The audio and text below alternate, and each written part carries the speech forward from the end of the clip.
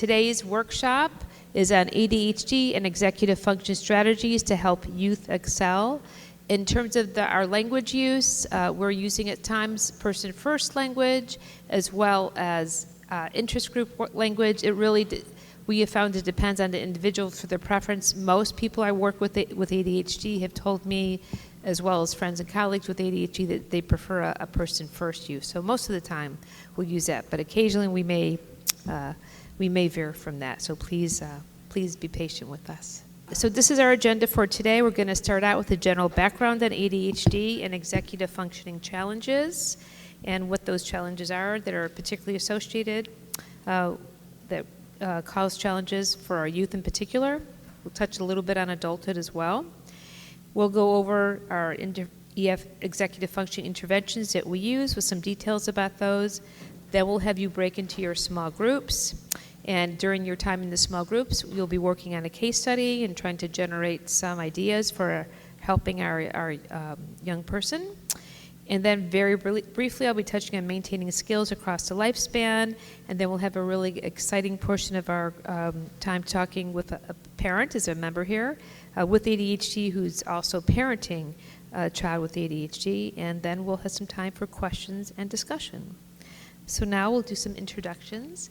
I'm Julie Schweitzer. I'm the director of the Attention, Impulsivity, and Regulation, or AIR, ADHD lab at the Mind Institute. I'm a professor of psychiatry and at the Mind Institute. I wear some other hats, including very much involved in mentoring and workforce development. But I've been conducting ADHD research for over 30 years. Occasionally, I work with individuals as well who have related challenges. So we've done some research in autism as well. Occasionally, I do some work in Fragile X and substance use issues as well. And I'm a clinical psychologist, and in terms of my techniques I use, I work in everything from neuroimaging to developing tech interventions, non-pharmacological interventions. And over the past decade or so, I've been doing more and more work in terms of epidemiology using large data sets. And I'm really thrilled to have two colleagues here with me today, and Dr. Calub. Hi, everybody. I'm Catrina. I'm a clinical psychologist at the Mind Institute. I started 10 years ago at the Mind Institute as a volunteer and then became a research assistant in Dr. Schweitzer's lab. Then I went to go off to get my Ph.D. in clinical psychology and to study executive functioning in kids with ADHD and to look at their brains and look at how executive functioning affects academic issues at school. And now I'm here at the Mind Institute, and I'm excited to be here today. Thank you. My name is Julia Singham Park. I did my social work internship at the Mind Institute, and I was a LEN long-term trainee, and it's really good to see some familiar faces. Currently, I'm working as an associate clinical social worker at a community mental health facility contracted with county. I think I'm gonna stop here, but I'm gonna come back at the end of the session, and I'm gonna be sharing some of my experiences and also want to hear from you as well. Thank you. So I'm gonna give some more background on ADHD. For those people who were here this morning, you already had a glimmer of these facts. So ADHD is very pervasive, and it involves symptoms of inattention, hyperactivity, and impulsivity, but not everybody has all of those symptoms. There's three primary diagnostic categories, such as hyperactive impulsive type, which is primarily in preschoolers, the inattentive type, where we see this very frequently in teenagers as well as in adulthood. And then there's what we call combined type, and those are individuals who have all three of those symptoms. And what's interesting, what we've seen in longitudinal studies, those symptoms can wax and wane depending on the environment and their people's stage of development. To qualify for a diagnosis of ADHD, it's not just once in a while losing your keys or forgetting your password or jumping in and interrupting the conversation once in a great while. It's really this idea of pervasive challenges that impact functioning, and typically we should expect to see that across different environments. It is considered the most common neurobehavioral or behavioral disorder, and in adulthood we're realizing it's also one of the most common challenges because many children with ADHD continue to have these symptoms even though they may change in form as adults. Boys in childhood are at least twice as likely to be diagnosed with ADHD, but we're finding a really interesting phenomenon in that adulthood, it's at least 50% of people being diagnosed are women. Now, as I've already alluded to, the symptoms can change in how they present over development, and we do see this waxing and waning. And what we also see at some point for some individuals, their strengths can show through. So at times, some areas that were a challenge, like hyper-focusing, could be problematic because people felt like they weren't paying attention to their parent or their teacher. That can actually be a strength because it enables them to really have really intense attention to something that they might need to study. So that's one of the neat things about during adulthood. Sometimes people can gravitate toward those areas of study or occupations that use those characteristics as a strength rather than a challenge. During the early years, it's really these behavioral challenges, oppositionality that go along with ADHD that present issues. But once people with ADHD enter school, that's where a lot of times we see the challenges. They're not able to sit in the seat when teachers ask them to. They're not able to follow instructions. They're not able to keep up with what the teacher is saying because they are distracted and so forth. And they may have also some interpersonal issues in the classroom. That starts not just affecting their performance day to day, but obviously it affects their grades as well. Now, in the adolescent period, that's where we start seeing more risky behaviors, and some of that is just normal development because they're exposed to situations where there's the opportunity for risky behaviors, such as driving and more exposure to substances of use. In college age, we find, unfortunately, that there's a lower rate of people with ADHD actually finishing college, and then as they mature to adulthood, they may continue to have challenges in academic or workplace. As it says here, there's more accidents. They tend to not just be unemployed, not overall, but relative to their intellectual strength often, they're underemployed. So they may be working at a profession that doesn't really make use of all their talents. And overall, their earnings are less as adults than people without ADHD. What's interesting is that we're also seeing, particularly in young women, we're seeing more challenges with mood stability and even seeing a higher rate of, unfortunately, suicidal intention and behavior. So what do we do about ADHD? The standard practice is very frequently non-pharmacological approaches, particularly for young children. And there are many relatively similar ones that they're based on these behavioral principles. So parent training is done very early age. If somebody starts showing symptoms in preschool, that's the first line approach is parent training. And the focus is really to start on educating parents about what ADHD is and what those symptoms are to have them have a better appreciation and understanding.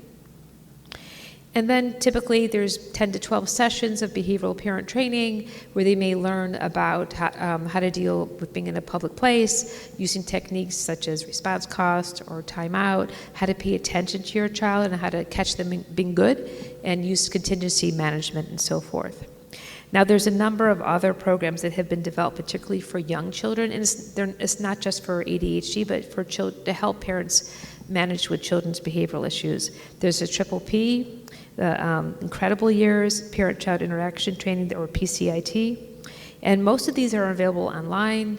Fortunately, in some places like Sacramento, we actually have PCIT available in person. That's the one that's known as the bug in the ear, where there will be a therapist in the other room, and they'll see the parent and the child through the one mirror, and the therapist will be instructing the parent what to do, so really guiding their behavior in real time. So these are for younger children primarily, and these are great techniques to learn, but they really don't build executive function skills, and that's what this workshop is about. I just did want to mention that there's some interesting research in other non-pharmacological approaches, and at UCLA, they're doing their second study using trigeminal nerve stimulation. They have already published one study on this, and now they're doing a much wider RCT to see whether there's an improvement in placebo versus trigeminal nerve stimulation. So that should be done over the next year or so. We'll have to see what the data look like. But so far, they were promising. Now, I'm mentioning medication because medication use is so prevalent in ADHD, and it definitely can play an important role, particularly for those who are older than the preschool age. So for school age, adolescents, and young adults, the stimulant medication time and again has shown to be most efficacious. Non-stimulants can also play a role. Yeah, those are not used or approved for the preschool age, however. So there are some new medications in the non-stimulant area as well, and some of the stimulant medications have changed most recently in terms of their formulation and their delivery system. And sometimes those are needed before the child can really take advantage of the executive functioning skill training that we do. It just really depends on the individual. So what are the executive functioning challenges in ADHD? And first of all, I want to state that not everybody with ADHD has executive functioning challenges, but the vast majority do. But they may not have all of these. And these challenges may change depending upon the needs in the academic situation and other areas of their personal lives. Organizational issues is a very broad overview of what we're talking about when we talk about executive functioning challenges. Working memory challenges are some of the most pervasive one, but again, not everybody has working memory challenges. And an example of working memory challenge that I used to give is when somebody would give you their phone number and you would have to rehearse it to remember it. Nobody does that anymore. People just put it in their cell phone. But that's a classic example where you're given information and you have to manipulate that information to try to recall it. But those working memory skills are still really important even when you're in conversations. If you're trying to follow what the other person is saying, and you're thinking ahead about how you're going to respond, that's working memory. In a classroom situation, you're listening to the professor and you're taking notes at the same time, that's working memory. So you use working memory all the time. I'm going to skip over to planning and organization because that's another area that's very commonly problematic. We see that in our youth where they have difficulty organizing their backpack. We see it when they're trying to write an essay to think about what they're going to put in their essay. Certainly when people are trying to do planning for trips, what are they going to be taking on their trip and so forth. So this ability to plan and think ahead. Sustaining attention is oftentimes a problem, particularly during reading. I will not tell you how many times I've heard from a parent, but they're able to sustain their attention perfectly when they're gaming. So yes, we all have seen this before when they're getting that high rate of reward and they're in the competition and they're getting this very vibrant stimuli, they're able to pay attention. I'm going to skip ahead because I'm getting a little bit behind here, which is time awareness. And time awareness is a challenge for many people with ADHD. But I did just want to add that there are also some of these challenges also can be the flip side of where we see some strengths. So this ability to be distracted sometimes actually means that there's more curiosity, and more curiosity can turn out to be a strength sometimes. It can make you ask questions that maybe other people aren't thinking of. They also can have flexible problem-solving skills that others may not. And a lot of people with the ADHD, particularly the hyperactive impulsive kind of symptoms, have greater enthusiasm. And if you've ever worked on a project where you have a teammate who's really enthusiastic and helping the people drive through when they're having a challenging problem, you can know about the benefit of what's that like to have somebody like that as be a teammate. Organizational skill development is, as I said, part of really what we're focusing on today. And why it's so important is because even though I mentioned medication, and medication it definitely plays a role for some individuals, medication can change actual symptoms, but what it doesn't do is teach skills. And that is a very common problem. The medication, people think that they just take the medication, they're set, and it's not the case because it doesn't help people develop the skills, and once they have the skills, it doesn't help sustain them. And what it certainly doesn't do is help people as they develop and mature, learn how to adapt those skills in new environments. And so you think about what organizational skills are necessary for a middle schooler, those are very different from what the expectations are in high school, in college, or in the workforce. And so this is what we're about today, is thinking about what are some of those basic skills, organizational skills that are necessary to help students be successful. And I'm going to turn it over to my colleague again, Dr. Catrina Calub, and she's going to tell you about some very specific tools to help youth build their executive functioning skills. So I'm going to build off what Dr. Schweitzer just talked about. And folks with ADHD are often really great sprinters. ADHD brains can be incredibly fast, laser-focused, and creative, especially in short bursts. When the task is interesting, novel, meaningful, provides immediate gratification, many folks with ADHD could lock in and perform with amazing intensity. This is the sprinter mode. They can hyper-focus, problem-solve quickly, and dive deep into things that they love. The challenge, though, is that everyday life is filled with a lot of boring, mundane, tedious tasks, right? And this tends to ask for more of a marathon mindset. Slow, steady, sustained focus. So we believe that our job as clinicians, as teachers, as caregivers, as loved ones, is to provide tools, structure, and support so that they don't feel defeated before they even start. So when we structure support around their natural strengths, we can unlock so much more potential. Michael Phelps is a really great example of this, one of the most decorated Olympians of all time. He has ADHD. And so he's a powerful example of what's possible when we understand and harness those strengths. Instead of expecting a marathon, we can meet them where they do shine by breaking tasks into smaller sprint-sized chunks, focusing on one small goal at a time. So that brings me to one of the first big skills that we want to go over today, which is chunking. So to illustrate this, have you ever noticed that when there's a whole apple or orange on your counter, most people just pass it by? But when that same fruit is cut up into tiny bite-sized pieces and placed in a bowl, suddenly it's gone in minutes, right?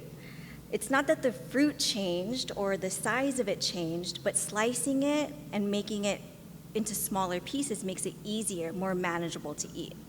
So that's the power of chunking. Chunking is the strategy of breaking large tasks or loads of information into smaller, more manageable pieces. And for those with ADHD, big tasks that are boring and tedious, like cleaning your room or studying for a test or writing a report, can feel really overwhelming and oftentimes paralyzing because of some of the executive functioning challenges that we talked about. But when we slice that fruit, break it into smaller pieces, it becomes more doable.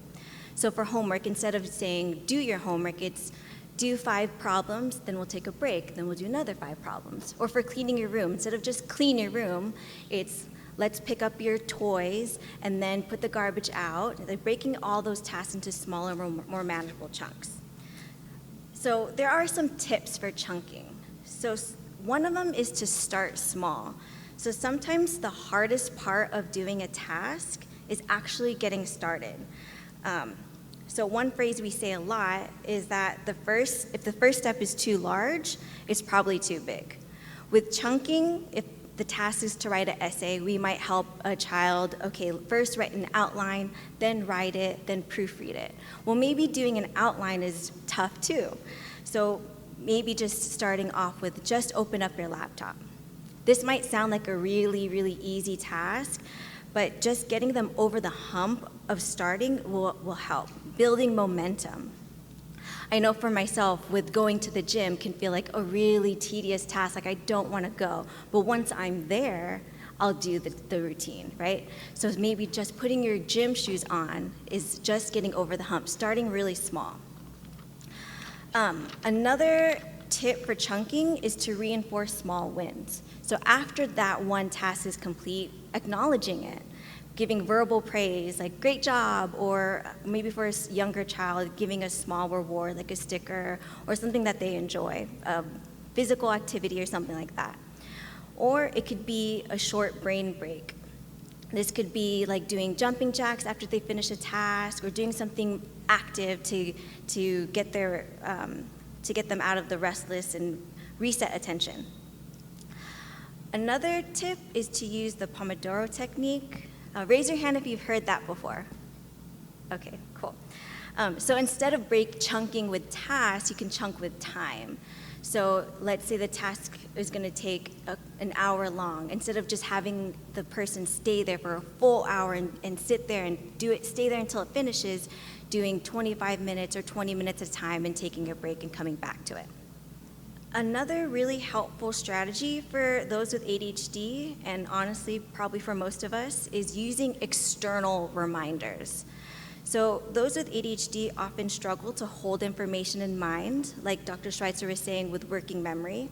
And so this is a working memory challenge, not motivation, not a problem with laziness. So instead of relying on them to just remember things, like turning in your homework or brushing teeth, we want to offload that memory burden by using a cue, like a visual cue or auditory cue, to help them follow through. This could help with like prompting action. It could be a reminder, reduce forgetfulness, and importantly, it could help support independence. So instead of, I'm a mom too, so instead of me nagging at my kids to do this, do this, do this, you could have a verbal, visual, or auditory reminder to serve as this cue. So you can use sticky notes on a bedroom door or a binder, or a note that says bring your laptop, or like a phone alarm or a calendar alert to pack their lunch, or for me, I use it to make sure I take the garbage out or cancel my subscription. You can use whiteboards, bulletin boards, checklists, things to offload so you're not keeping all those things in mind, making an external reminder. So the key idea here is if we know that working memory is a challenge, let's stop expecting kids to remember everything and instead build systems around them to support their success. Another incredibly useful type of reminder is a timer or clock. One of the lesser known but very real challenges for kids with ADHD is something called time blindness. Has anybody ever heard of that, time blindness?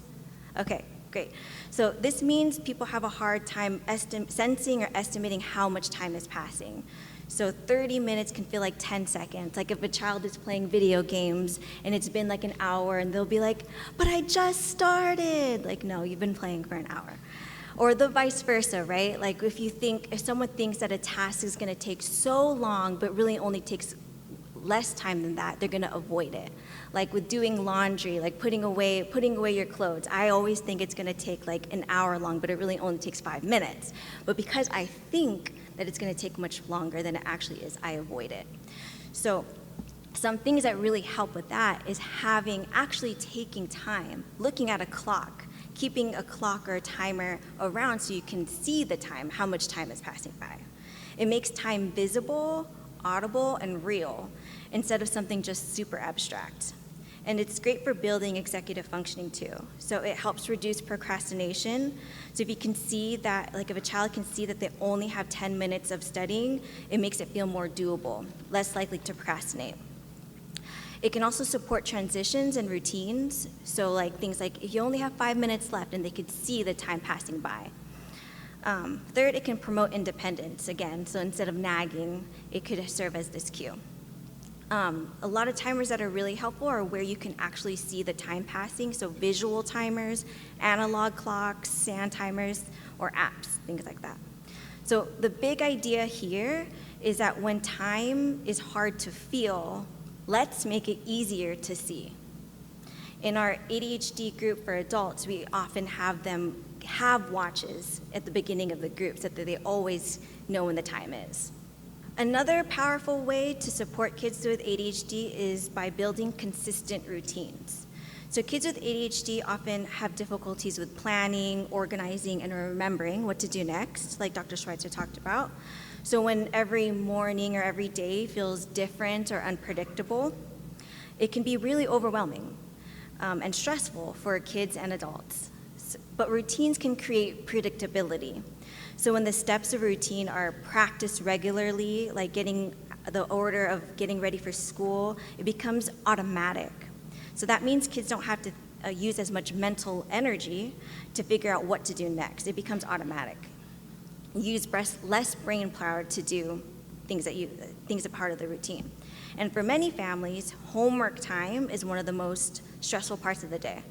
There's often arguing, avoidance, meltdowns, but building homework into a daily structured routine is often helpful, with a set start time, a consistent location, and clear expectations. So, for example, we come home, you eat a snack, then you do your homework. And this usually makes a huge difference because over time it becomes just another part of the day rather than a daily battle. So some tips are to use consistent routines for common transitions, using visual checklists like I have up here. Again, external reminders are always helpful. And then when creating new habits, anchoring it to existing ones. So for example, if the child already brushes their teeth every night, you can add pack your backpack right after, or putting the medication pill box right next to their toothbrush. When routines are predictable and practiced, they create a sense of flow and confidence, and it's like muscle memory for daily life. It helps reduce stress, improves follow-through, and promotes independence. Just like we talked about routines, building structure into daily life helps reduce stress and decision fatigue. The same principle applies to organization. When systems are in place, kids with ADHD don't have to rely solely on their memory or last-minute scrambling. Just finding the right assignment or figuring out what's due can feel really overwhelming and lead to avoidance. So that's why building strong organizational habits is so important. You might have heard the term a place for everything and everything in its place. And so that's the idea that having a designated spot for everything is really helpful, like using labels that pencils go here, on the binder, homework goes in here, notes go in this section. So that it prevents the child from having to keep spending so much time looking for something or knowing where to put it.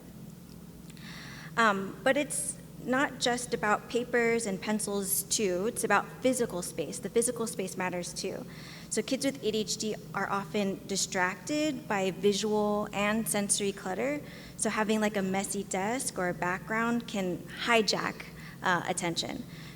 And so when the environment is cluttered, our brains have to work harder to focus, filter, and stay on task. So it's really helpful to have a clutter-free work environment as well. These are some skills that we talk about in our group that we have at the Mind Institute, our organization group. And so on the left, you could see what a typical binder looks like for a student with ADHD. Papers are just usually shoved. This is what we see most of our kids come in with. Papers just shoved in there, there's no real order. So what we work on in our group is having them have binders, color-coded, and so there's a place for everything, so they know where to put it and they know where to look for it. Something really interesting that we notice in our groups is that a lot of our students will do the assignments, but will not turn it in. And a lot of times, it's because they couldn't find it or forgot that they did it, but if there is a designated spot for it in their backpack, they're more likely to turn it in. Also, what helps too is doing weekly cleanouts of school materials. So going through the binder or their backpack and putting it into 3 groups. One, putting it into trash. One for keeping materials that you want to keep, like old notes that you might need in the future, or having a new home. And so these are some things that we recommend to use for things that you want to, for a new home, like having these accordion folders, binders, and things like that we recommend to use. Another thing that we find is helpful is having a backpack checklist. So oftentimes our students will tell us that they forgot to bring their homework to school, or they forgot to pack their gym clothes, or they forgot to bring their binder home, or forgot to bring their textbook home. So one thing that we recommend is having a backpack checklist where they keep this checklist that they need in their backpack and putting each item that they need every day and removing unnecessary trash to make sure that they have all the items that they need for the day and for home. So there's some resources that we have too that have these backpack checklists that you could use. It could be like this on the left, or you can make it with like an index card or having like a whiteboard like that. The last thing I wanted to go over is planning. This is a really, really difficult and complex skill because it involves a lot of different executive functioning skills. So then in turn, it involves a lot of executive functioning supports. So one thing to help is starting with visuals, so having a planner so you could see the time, or a daily checklist is helpful, and then breaking those long-term tasks into smaller pieces. Often what helps too is planning backwards, so like knowing the due date and then putting in those chunks backwards. Pairing with rewards, like we talked about last time, after finishing a completed chunk, and then building the plan into routine. Like we talked about, structure and routine is highly important. And then scaffolding and then fading support. So start by planning with them and then eventually fading your support. What's really helpful too is partnering with the child, so involving them in creating systems so that they feel ownership. So knowing what they think their strengths are, what they think that would work for them, and using that, helping them feel ownership and independence. So asking them, what do you think would help you remember your homework? So these are the key takeaways from this, is really breaking small tasks into small chunks. Think of that big apple that you never eat that just goes rotten on your counter, and how you don't eat it because it's big, but when it's cut into small pieces, you're more likely to eat it. And then using reinforcement after each chunk. So whether that be verbal praise, a reward, or a brain break, having movement involved. Then using external reminders, not having to rely on your memory, keeping everything in mind, but actually putting it on paper. We have a saying in our group that if it's not written down, it's not going to happen. So using external reminders is really important to help with working memory challenges. And then building consistent routines and structure, and supporting an organizational system, having a place for everything and everything in its place. This helps offload some of the things that take a lot of mental energy. And then teaching planning, knowing that it's hard to just say, do this assignment, make sure you study for that test 2 weeks from now, but actually going through and helping the student or helping the child break that down, and having them involved in building their own supports. Lastly, I just wanted to let you all know that we do have a homework and organization and planning group that we do offer at the Mind Institute. It's for young teens, and it's like an 8 to 10 week program that we do, and it involves both the parents and the child. So we have a parent group who meets, and then a teen group that we go over these skills. And really the important part here is not just that hour of time that we spend in group, but everything in between during the week. So we have homework assignments or at-home practice assignments to make sure that they're practicing these skills. And we have a coach who talks to them at the end of the week to see how well they're doing that skill and providing support as necessary. The UC Davis Mind Institute was founded in 1998 with the promise to reduce and prevent the disabilities that can be associated with autism and other neurodevelopmental conditions. Every day, our clinicians and researchers make progress on that promise. Our groundbreaking research on autism, Fragile X syndrome, chromosome 22q11.2 deletion syndrome, ADHD, and other conditions associated with disability are helping affected individuals achieve their fullest potential. Please visit our website or our social media platforms to find out more about current studies, upcoming events, and how you can help make a difference.